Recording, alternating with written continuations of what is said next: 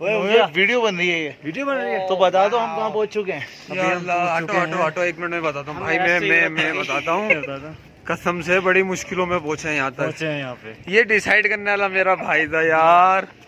किले पे जा रहे हैं, चढ़ के थक गए। शकील साहब को धक्का लगा के चढ़ा रहा हूँ, कैसे समझाऊं, पूरा करूँ, बता दे, तू ही बता दे शरियार। ये वीडियो है, वीडियो चल रही है। इधर चलो, बीच में और ऊपर जाना है, और ऊपर जाना है। आ जाओ, और ऊपर जाना है। संभालो, इसका दिल भी निकल गया, गुर्दा निकल गया। क्या करेंगे, इसके घर वालों को क्या जवाब देंगे। थोड़ी देर बैठते हैं।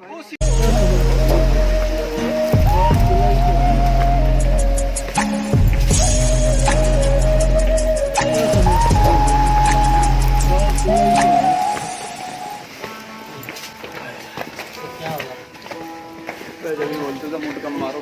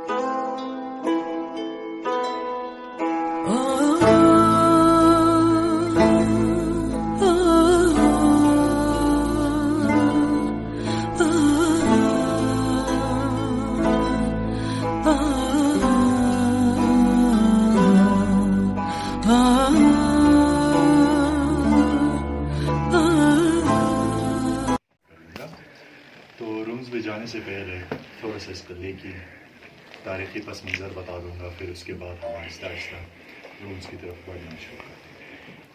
नॉर्दर्न एरिया जिसे आजकल गिलगित बल्तिस्तान कहते हैं, कदीम ज़माने में इस गिलगित बल्तिस्तान में 8 से ज़ायद इंडिपेंडेंट किंगडम्स थे, तो ज़्यादातर एक दूसरे के हरीफ रियासतें होते थे। इसी मुनासिबत से हर एक हुक्मरान ने वक्त के साथ अपनी हिफाजत और रिहाइश के लिए इस तरह के किले बनवाए थे। हुंज़ा में हुंज़ा के हुक्मरानों ने 2 किले बनवाए हैं, किला बाल्तिब, किला आतिब। मैं आपको छत से दिखा दूँगा, वो लोकल्स के मुताबिक 900 साल से ज़ायद पुराना है। पहले हुंज़ा के हुक्मरान आतिब में रहते थे। फिर बाद इस बाल्तिब फोर्ट को मुकामी लोग 700 साल पुराना कहते थे। 1990 में जब इस किले की लेटेस्ट लेबॉर्ट्री टेस्ट करवा दी गई, जिसे कार्बन डेटिंग टेस्ट कहते हैं, तो इसी मुनासिबत से इस किले की ओल्डेस्ट स्पेसिस की उम्र जो है 765 ईयर्स। तो 1990 से अब तक भी मिला लेते हैं तो किले की उम्र तकरीबन 800 साल हो रही है, लेकिन पूरी किले की उम्र 800 साल नहीं है। वक्त के साथ एडिशन एंड रिफॉर्म्स। इसी तरह किला बाल्तिब 1945 तक एक्टिव फोर्ट रहा। 1945 में मीर ऑफ हुंज़ा शिफ्ट हो गई न्यू पैलेस। न्यू पैलेस भी करीमाबाद में है, छत से नज़र आता है, मैं आपको छत से दिखा दूंगा। शिफ्टिंग के बाद 1990 तक 45 साल एक लंबा अरसा ये किला खाली पड़ा रहा। इन 45 सालों में इस किले की प्रॉपर देखभाल और मेंटेनेंस न होने की वजह से दिन ब दिन इसकी अंदरूनी हालत कमज़ोर होती जा रही थी दीवारें मुख्तलिफ सिमतों में फैल चुके थे, तकरीबन सारे प्लास्टर्स गिर चुके थे। 1990 में Aga Khan cultural services Pakistan and Aga Khan trust for culture ये फलाही इदारे हैं जिन्होंने महसूस करे इस फोर्ट को मरम्मत करने के लिए। चूँकि किला जो है यहाँ के रॉयल फैमिलीज़ की मिल्कियत में थी, मीर ऑफ हुंजा की, उनसे पेशकश की गई तो उन्होंने इस बिल्डिंग को 1990 में प्राइवेट पब्लिक चैरिटरी ट्रस्ट के नाम पर डोनेट किया। इसी तरह 1990 से 96 तक 6 साल में इस किले की मुकम्मल मरम्मत हो चुकी है थ्रू आगा खान कल्चरल सर्विसेज पाकिस्तान। 6 साल लगे और इसके ऊपर 7 से 8 करोड़ रुपयों की लागत आई थी, जो कि मुख्तलिफ इदारों की तरफ से कंट्रीब्यूशन मिले थे। इनमें 80% कंट्रीब्यूशन जो है वो his highness prince Karim Aga Khan की तरफ से है and rest of 20% is from KT grant of USA, Norwegian government और फ्रेंच गवर्नमेंट की तरफ से। इसी तरह लोकल लोगों की तरफ से कुछ बर्तनों की शक्ल में डोनेशन है, ऑब्जेक्ट्स की शक्ल में जो इन रूम्स में डिस्प्ले कर दी गई है, साथ में मैं आपको दिखाता चलूँ। Well, nowadays for the future maintenance of this building, now we are collecting money from our visitor guest in the shape of entry ticket fees. Basic आप लोगों की एंट्री टिकट फीस जो है ये आप लोगों का डोनेशन है, आपका कंट्रीब्यूशन है इस म्यूजियम की फर्दर फ्यूचर देखभाल के लिए। Thanks for thank you very much again. इस किले को रेनोवेट करने का असल मकसद ये है कि यहाँ की यंग जनरेशन्स को उनके पास के बारे में आगाही मिले और आने वाले मेहमानों को यही दिखा देते हैं कि पहाड़ी एरियाज़ में 600-700 साल पहले लोग किस तरह सर्वाइव करते थे, उनकी तर्ज ज़िंदगी, उनका रहन सहन और उनके खाने पीने के बर्तन भी। अच्छा, मेरा सवाल दरअसल मैंने आपसे कहा था कि ये दरवाजे छोटे ये अभी बता रहा हूँ आपसे। अब दरवाज़ों के ऊपर भी हम आएंगे, छत के ऊपर भी हम आएंगे और इसके इर्द गिर्द जो चीज़ें रखी गई इनमें से एक भी चीज़ नहीं छोड़ेंगे। और जो रॉयल फैमिली के बाकी खानदान फैमिली वो अभी रह रहे हैं सर इधर, वो इधर ही, लेकिन वो उनके पास सिर्फ टाइटल्स हैं। मीर लफ्ज़ में इस्तेमाल बार बार कर रहा हूँ, मीर मीन्स किंग। जिस तरह कुछ जगहों पे नवाब कहते हैं, कुछ जगहों पे चौधरी कहते हैं, कुछ जगहों में बादशाह कहते हैं, तो यहाँ पे जो हुक्मरान के लिए लफ्ज़ जो इस्तेमाल हुआ है Mir, Mir means a king of Hunza. अब करंट मीर ऑफ हुंजा जो है उसके पास सिर्फ टाइटल है। ये जो है 1974 तक इनके अपने पावर्स में रहे, लेकिन हुंजा स्टेट जो है पाकिस्तान का हिस्सा 3 नवंबर 1947 को पाकिस्तान के साथ अलहाक कर दिया गया। जैसे कि आपको पता है कि भुट्टो साहब की दौर तक जो है पाकिस्तान में 100 से ज़ायद प्रिंसिपल स्टेट्स में हर एक की अपनी एक पॉलिसी थी। 74 भुट्टो साहब की जब दौर आई तो to make a one central government ही decided to abolish all king powers all over in Pakistan. तो उस वक्त ये स्टेट भी अबॉलिश हो गई थी। तो नाउ हमारे पास जो करंट मीर ऑफ हुंजा है, इनके पास मीर का टाइटल है, मीर मीन्स किंग। अलबत्ता गवर्नमेंट ऑफ पाकिस्तान की तरफ से उनको स्पेशल प्रोटोकॉल है, मिलती है, सिक्योरिटी है, कुछ मुलाजिम है जो उनके घर में वीडियो खिदमत कर। इसी तरह मीर साहब, मीर टाइटल की एक स्टेफन मखसूस एक तनख्वाह भी मिलती है जो महीनावार। तो इसी तरह के मराद उनके लिए अभी भी है और वो रह रहे हैं न्यू पैलेस में, जो कि आपको छत से दिखा दूंगा और उनके तस्वीरों के ऊपर कुछ मजीद तफसीलात भी बता दूँगा।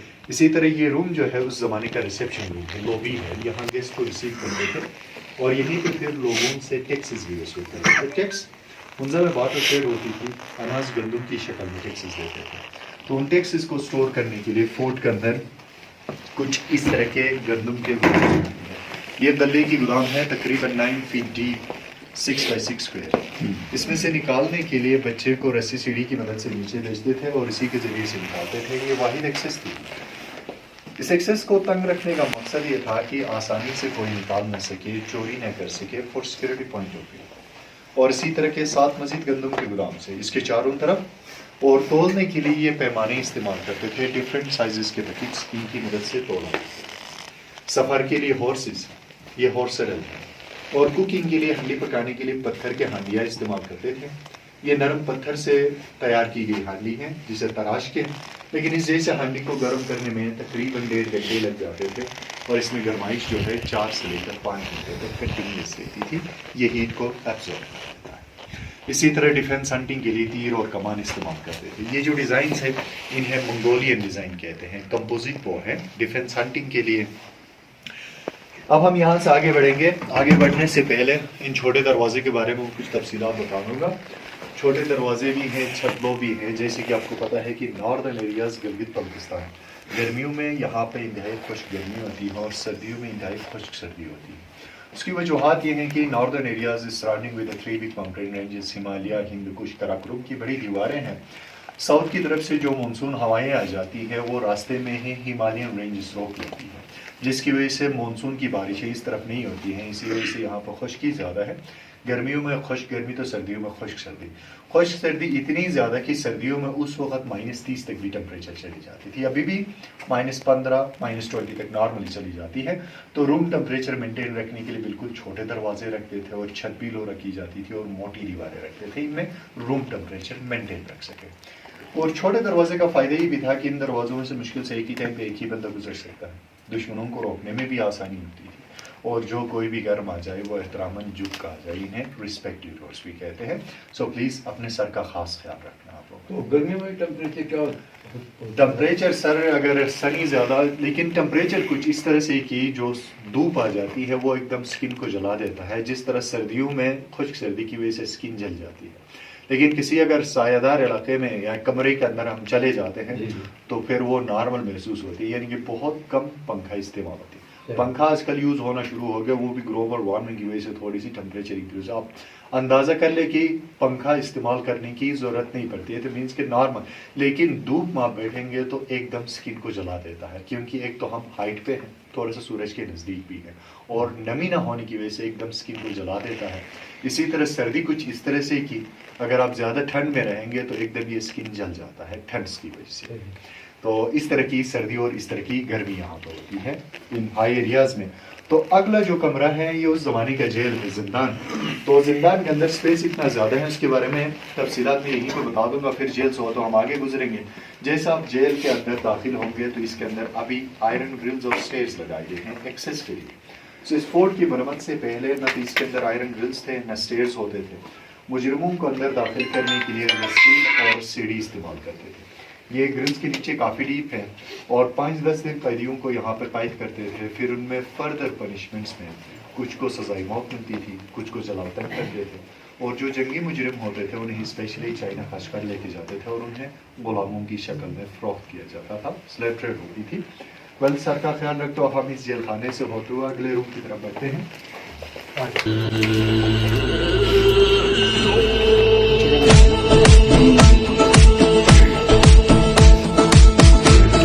भाई आप भी जाओ।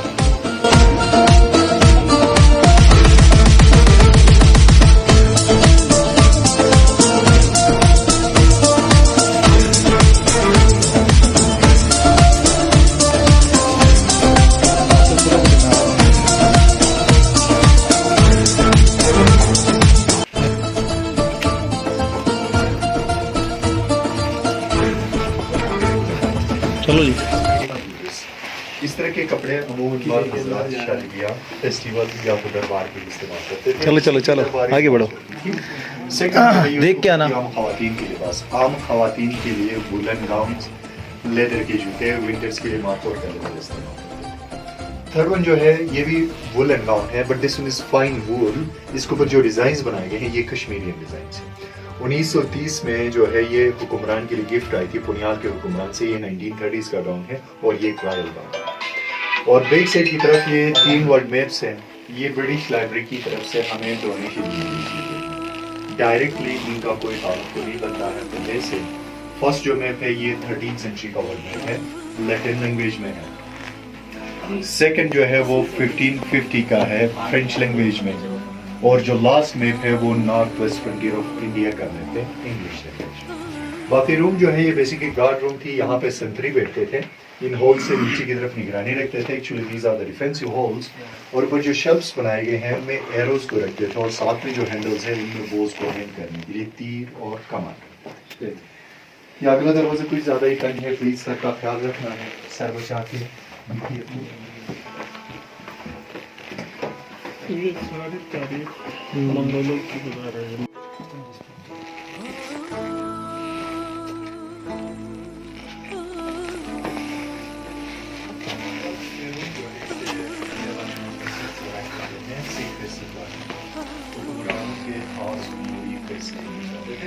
और उस ज़माने के मुनासिबत से डेकोरेटेड रूम है ये है, मुख्तलिफ तरह से कार्विंग्स। तो इनमें से कुछ कैपिटल्स के ऊपर इस तरह के हमें कार्विंग्स नज़र आते हैं। ऊपर क्रॉस नज़र आते हैं, डोर्स के ऊपर भी हैं और इसी तरह ऊपर की तरफ भी नज़र आते हैं। इन्हें तिब्बतन तर्ज के कार्विंग्स और बुद्धिज़्म कार्विंग्स भी कहते हैं। तिब्बतन कल्चर हुंजा में through a royal Tawari introduce हुई थी अर्ली 16th सेंचुरी में। 1665 में यहाँ के हुक्मरान की शादी बल्तिस्तान से हुई थी। कदीम ज़माने में बल्तिस्तान को मुगलिया दौर में लिटिल तिब्बत तिब्बत खुर्द कहा जाता था और रॉयल डोरीज में एक रिवाज होती थी कि खातून के साथ खिदमतगार आते थे घर बनाने के लिए। तो उस खातून के साथ कुछ मेसन्स कारपेंटर्स आए थे, उन्होंने कुछ मॉडिफिकेशन अल्तित फोर्ट में की, इसी तरह बाल्टिक फोर्ट में। तो उनके साथ यहाँ पे Tibetan culture introduce, actually Tibetan architecture introduce हुआ। ये छोटे दरवाजे और वुड कार्विंग जो हैं तिब्बतन डिजाइन डोर्स और तिब्बतन डिजाइन कार्विंग्स भी कहते हैं। और इसी तरह से इस किले की अंदरूनी और बैरूनी साख्त जो है वो मिलती जुलती है पोताला पैलेस जो तिब्बतन लहासा चाइना में। अमूमन इस तरह के कमरे सर्दियों में इस्तेमाल करते थे। सर्दियों के लिए यहाँ सेंटर में छोटी सी फायर प्लेस थी और ऊपर की तरफ होल स्मोक स्काईलाइट वेंटिलेशन, इससे बालस्ट रेस्ट्रिक्शन बंद किया गया। और विंटर रूम के साथ लाजमन स्टोरेज रखते थे। यहाँ पे 6 महीने की सीजन होती है, एक ही फसल होता है, तो हम ज़्यादातर फ्रूट्स, वेजिटेबल्स, इवन स्पाइसेस को भी ट्राई करते हैं स्टोर करने के लिए। इस तरह के स्टोरेज एक यहाँ पे भी हैं और एक यहाँ आपकी बैक साइड पे भी। और यहाँ पे नीचे की तरफ जो बंकर नजर आ रहा है, this one is the treasure kit. इसमें कीमती अशिया ज़बर रखने के लिए और ये मजीद कुछ पत्थर के हांडियाँ हैं कुकिंग के लिए, हांडी पकाने के लिए।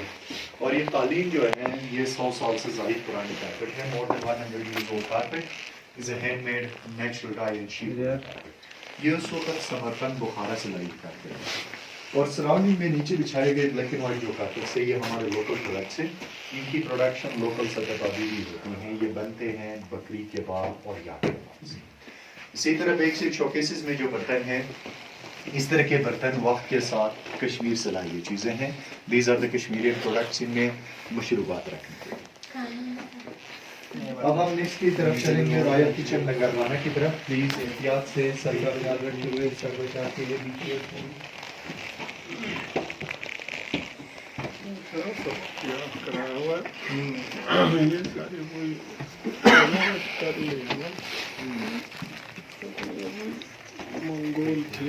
चलो आगे चलो।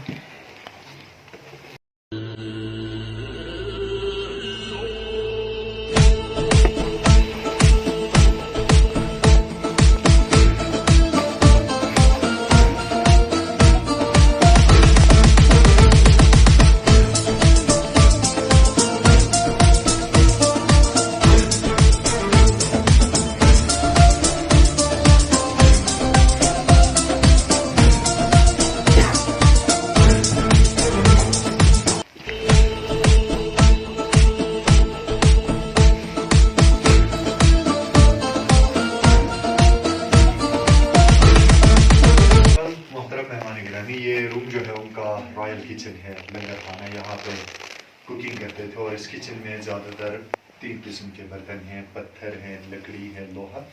लोहे की जो ज़्यादातर बर्तन है ये वक्त के साथ कश्मीर और काशगर से लाई हुई चीज़ें हैं, लेकिन मोस्टली हुंजा में जो है वो पत्थर और लकड़ी के बर्तन इस्तेमाल करते थे। जैसे कि ये स्टोन ग्राइंडर्स हैं, हावंदस्ते चीज़ें पीसने के लिए इस्तेमाल होते थे। स्टोन स्लेब जो है तवा जिसके ऊपर चपातियाँ बनाते थे। और ये वुडन केन जो है ये बादामी है, इसमें लस्सी तैयार करते थे। और साथ ये जो स्किन बैग है ये बकरी के चमड़े से बनाई गई, इस पे भी लस्सी तैयार करते थे। इसे शेक करते हैं बटर मिल्क बनाने के लिए, बकरी के चमड़े से तैयार की गई है। और साथ में ये जो बर्तन है ये कद्दू के बर्तन, पम्पकिन से। कद्दू की एक खास अकसाम है जिन्हें गोड्स कहते हैं। इन्हें सुखा के अंदर से खाली करते थे, इनमें दूध, दही, लस्सी, पानी, कोई भी लिक्विड चीज़ रखते थे। इनके छोटे शेप्स ग्लासेस हैं, लकड़ी के चम्मच हैं, ये सूप स्पून्स हैं। और इनके बैक साइड की तरफ एक और वाइट कलर की स्किन बैग नजर आ रही है, वो भी बकरी के चमड़े से तैयार की गई है। वो फूकनी है, फायर बेलो, आग को भड़काने के लिए इस्तेमाल करते थे। लाइटिंग के लिए, रोशनी के लिए दिए जलाते थे। एक इन स्पून्स के ऊपर है, एक बैक साइड स्टेन के ऊपर है, एक नियर कॉर्नर छोटे स्टेन के ऊपर, जिनमें एनिमल फैट ऑयल और सीडीज। और ये छोटी सी जो वुडन बॉक्स है next to the big hole, ये माउस खड़े की चूड़ेदानी और लकड़ी के बर्तनों में खाना खाने के लिए छोटे स्टोरेज जिनमें ज़रूरत की चीज़ें रखते थे। एंड होल इज लग फॉर स्मोक, स्काईलाइट, वेंटिलेशन के लिए। और ये रूम टोटली स्मोकी एरिया होती थी। आप देख सकते हैं स्मोक की वजह से ये पूरी कार्बन लेयर बन चुकी है। और इस रूम में तकरीबन 95% लकड़ी जो है वो ओरिजिनल है, 800 साल पुरानी लकड़ी है। This one is the one of the oldest present. इसी तरह यहाँ बैक साइड भी एक छोटा सा स्टोरेज है। ये स्टोरेज जो है समर्स में फ्रिज के तौर पर इस्तेमाल करते थे। Actually back side of the building जो है इस फेसिंग टू द उत्तर ग्लेशियर, वहाँ से अक्सर जो है ठंडी हवाएं आती हैं, तो बैक साइड पोर्शन ज़्यादा ठंडा रहता है। इसमें सीजन में दूध, दही, लस्सी, मक्खन इस तरह के खराब होने वाली चीज़ें रहते थे, डेयरी प्रोडक्ट्स। मतलब अब हम नेक्स्ट रूम की तरफ चलेंगे, रिसेप्शन से हो तो आहिस्ता आहिस्ता छत की तरफ हम बढ़ेंगे। छत से आगे मैं आपको हुक्मरानों के लिविंग रूम्स, उनके तस्वीरें और चारों तरफ जो पहाड़ी सिलसिला है उसके बारे में तफसील बता दूंगा। सर का ख्याल रखते हुए आगे बढ़ेंगे।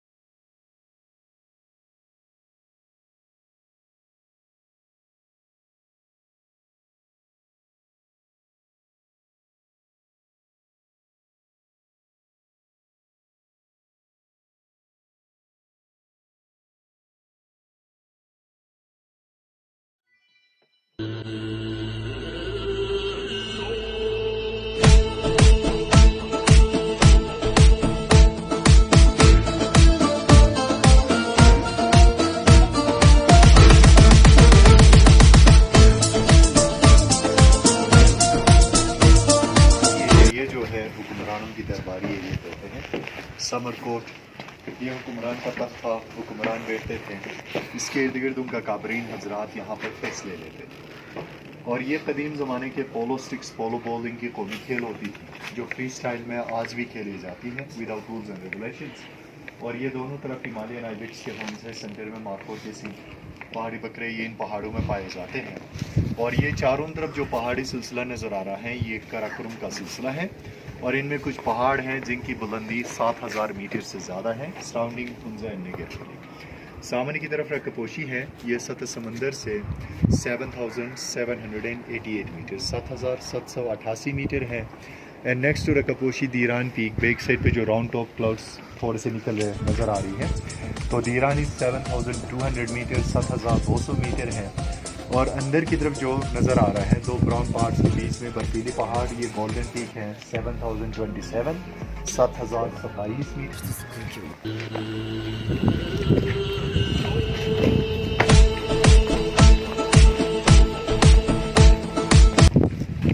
वो जो आखिर में नज़र आ रही है थोड़ा सा नीचे की तरफ, वो किला अल्तित है। पहले हुंजा के हुक्मरान अल्तित में रहते थे, अल्तित से फिर बल्तित की तरफ शिफ्ट हो गए, यहाँ से 1945 में new palace. Altit and Baltit means lower and upper portion, वो थोड़ा सा नीचे हैं, ये थोड़ी सी ऊंचाई पे। इसे यहाँ इतनी ऊंचाई पे बनाने का मकसद ये था कि दुश्मन की इजी अप्रोच ना हो, एक्सेस ना हो। आप देख सकते हैं बैक साइड से टोटली कटेड एरिया है, ये 3 साइड से नेचुरल प्रोटेक्शन है, दुश्मन की एक्सेस नहीं थी। सामने लोकल रेजिडेंशियल एरिया और इसके इर्द गिर्द फोर्टिफाइड वॉल होती थी, उसे एक्सेस करना मुश्किल था। तो ये किला जो है ये डिफेंसिव मुनासिबत से बनाई गई किला है। Well now it's a free time for photography. 1-2 minute बाद फिर हम आगे चलेंगे, हमारी आधी विजिट बाकी है। वेल आप कुछ तस्वीरें बनाते चलें।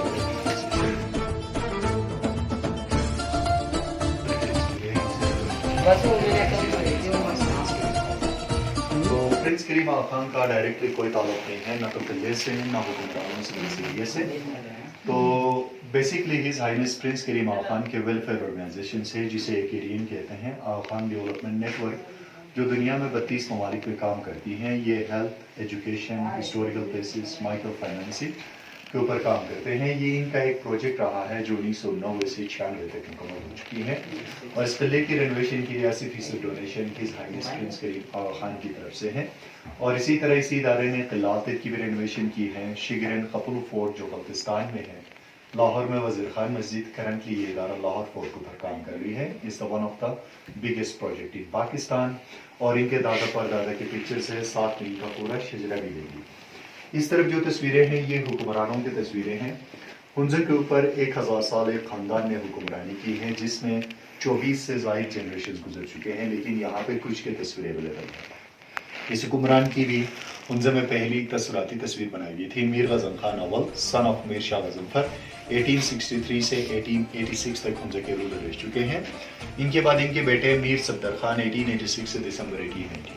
दिसंबर 1891 में इनके ऊपर अंग्रेज़ों ने हमला कर दिया, शिकस्त मिली तो ये फरार इख्तियार कर गए चाइना कशकर और वहाँ 1930 के आसपास में इंतकाल कर गए।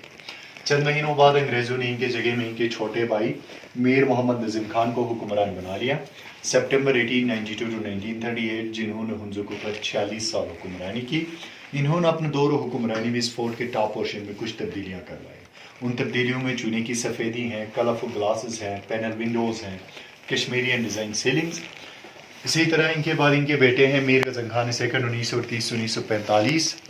इनके बाद इनके बेटे मीर मोहम्मद जमल खान 1945-1974। इन्होंने 3 नवंबर 1947 को हुंज़ा स्टेट पाकिस्तान के साथ अलहाक कर दिया था, लेकिन 1974 तक ये प्रिंसिपल स्टेट थी। 74 भुट्टो साहब की दौर में ये स्टेट अबोलिश हो गई, तो इनको गवर्नमेंट ऑफ पाकिस्तान की तरफ से ऑनरेरी मेजर जनरल का ओहदा प्लस मीर का title. Mir means a king और ये करंट मीर ऑफ हुंज़ा है, मीर गज़नफ़र अली खान।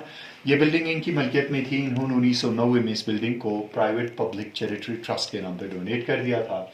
ये हयात हैं, आजकल सियासत में एक्टिव हैं, एक्स गवर्नर गिलगित बल्तिस्तान, इनकी वाइफ क्वीन ऑफ हुंज़ा और इनके बेटे प्रिंस शाह सलीम खान। ये तीनों हयात हैं, न्यू पैलेस में रहते हैं जो मैंने बाहर छत से दिखा दिया था। और ये उनके ceremonial dresses for king and queen. इसी तरह से कुछ हथियार, कुछ तलवारें हैं, डिफेंस के लिए, हंटिंग के लिए इस्तेमाल करते थे। और ये फ्लैग जो है ये हुंज़ा स्टेट की फ्लैग थी। Bow and arrow, power symbol, moon and star resume as Islamic symbol of this flag. और ये मार्को पोलो शीप के हॉर्न्स है। ये खंजर ऑफ टॉप में पाई जाती हैं। ये पहाड़ी भेड़ की नस्ल है। लोकल्स हम लोग इसे रुश कहते हैं। Is a big sheep with a big horns. Marco Polo Italian explorer 13 century में जब वखान कॉरिडोर से होते हुए चाइना की तरफ जा रहे थे, उन्होंने फर्स्ट टाइम इस शीप को देख लिया तो उन्होंने अपना नाम दे दिया था। उसके बाद ये मशहूर हो गई मार्को पोलो शीप के नाम से।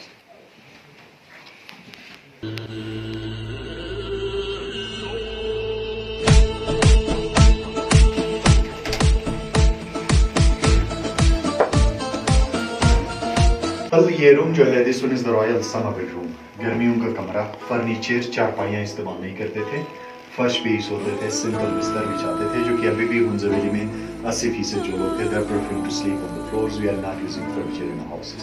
हमारे घरों में गाँव तकिए, कुशन और मट्रेसेस इस्तेमाल होते हैं। और ये ब्रोकेड कारपेट बाहर तख्त पे बिछाने के लिए मसनद के तौर पर इस्तेमाल करते थे। सीलिंग कश्मीरी डिज़ाइन सीलिंग है, 1911 में बनाई गई सीलिंग। और ये कुछ ट्रेड एग्रीमेंट्स है जो हुंज़ा के हुक्मरान और चाइनीज़ के बीच में हुए थे।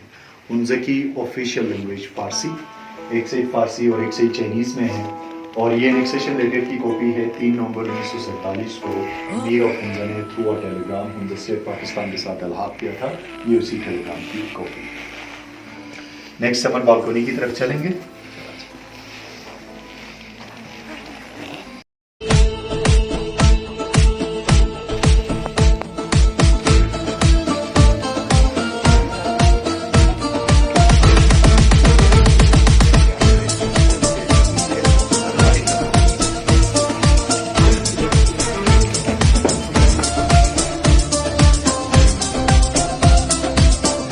जो 1930 के आसपास में इंट्रोड्यूस हुई अंग्रेज़ों से रब्ता रखने के लिए। और कुछ मज़ीद तस्वीरें हैं। पहली जो तस्वीर है बाहर छत से ली गई तस्वीर है, मीर ऑफ हुंज़ा हैं, साथ में उनके बेटे करंट मीर। दूसरी तस्वीर क़िलातित की, Mir of Hunza, queen of Hunza, उनकी daughter queen of Hunza same lady जो 2006 में इंतकाल कर गई हैं 98 की उम्र में, जिनकी ताल्लुक़ निगर से थी। Nagar means across the river, that valley is known as the Nagar valley. और ये पिक्चर 1960s की है जिसमें Mir of Hunza Chou En Lai Chinese prime minister से मुलाकात कर रहे हैं। कराकोरम हाईवे बनाने के माहदे बन रहे थे 1960s में। 66 में इसकी कंस्ट्रक्शन शुरू हो गई, 78 में पब्लिक एक्सेस के लिए खोल दिया गया। और छत पे जो मैंने तख्त दिखा दिया था उस पर इसी तरीके से उनकी दरबार लगती थी। हुक्मरान और क्राउन प्रिंस तख्त पे बैठते थे, इर्द गिर्द उनका काबरीन हजरात फैसले लेते थे। और रेस्ट ऑफ जो पिक्चर्स है ये मीर साहब के कुछ शहजाद भाइयों की तस्वीरें हैं। और आखिरी जो तस्वीर है ये 1911 इंडिया में ली गई पिक्चर है, in front of the Delhi gate. Mir साहब इंडिया चले गए थे दिल्ली दरबार के लिए। When he reached India, he was much more impressed from the Mughal art and Kashmiri designs. Further, इन्होंने अपने दौर हुक्मरानी में इस फोर्ट के टॉप पोर्शन में कुछ मॉडर्न एडिशंस करवाए। उन एडिशंस में white wash, colourful glasses, panel Windows, Kashmiri and design ceilings और इसी तरह मुगल तर्ज के कुछ कार्विंग्स का इजाफा। These are the late editions of the colony. Next की तरफ चलेंगे।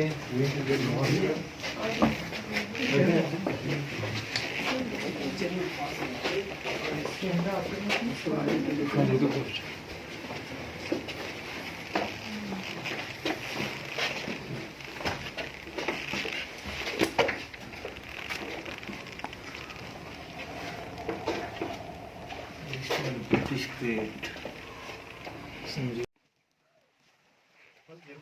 रॉयल विंटर बेडरूम सर्दियों का कमरा and this one is similar to the local traditional जो हाउस दोस्तों को जो मुकामी लोग होते थे वो भी अमूमन इस किस्म के घर बनाते थे। ये कंप्लीट फैमिली के लिए कंप्लीट घर होती थी जिसकी सेंटर में हीटिंग का निज़ाम, इसके इर्द गिर्द स्लीपिंग एंड डाइनिंग एरिया, ये बच्चों के लिए झूला, ये तो आजकल भी हमारे घर में इस्तेमाल होता है। फॉर्मिंग बोर्ड लेडीज इसी तरह से झूला लेते हैं और इस बक्से में आटा स्टोर करते थे। इस तरह के लकड़ी के बर्तनों में खाना खाने के लिए पूरी फैमिली मिलकर एक ही बर्तन में खाते थे।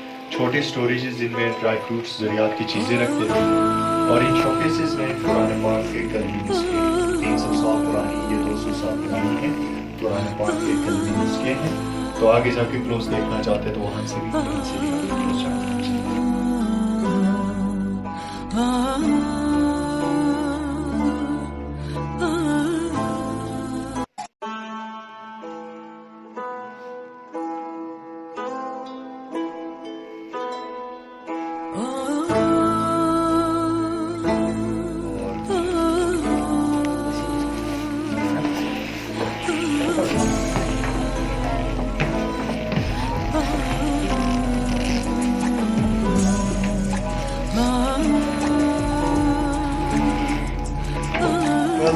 जो है इस रूम को अंदरूनी दरबार कहते हैं। मौसम के मुनासिबत से यहाँ की दरबार लग जाती थी और ये टोटली खुली छत होती थी, ओपन एयर रूम।